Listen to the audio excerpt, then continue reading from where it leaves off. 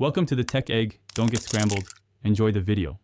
You begin by preparing the capture rig and environment. Mount a calibrated 360 degrees camera with GPS and IMU and make sure storage and power are stable. This prevents data loss mid-run.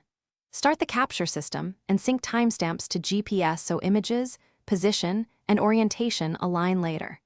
Drive the planned route at a steady 15-30 km/h and avoid sudden stops.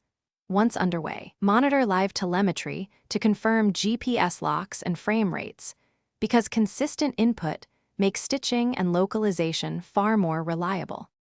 Next, you offload raw files and run them through a processing pipeline that stitches multi-lens frames into spherical panoramas and balances exposure across seams.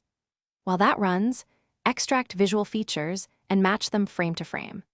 Then fuse GPS and IMU with visual odometry to compute each panorama's pose.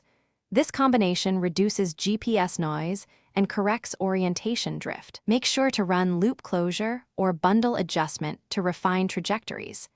This step improves global consistency so neighboring panoramas align without visible jumps. Finally, you apply privacy filters, auto-blur faces and license plates, then generate tiled panorama levels and geo-reference them into the map index for fast retrieval. Upload tiles to a CDN and link poses to map coordinates so Street View can fetch the correct panorama as users navigate. Once live, test transitions and continuity along routes.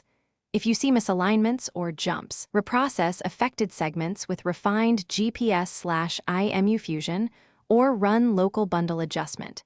This usually fixes gaps caused by GPS dropout or motion blur. Thanks for watching. Consider subscribing if I helped unscramble your problems.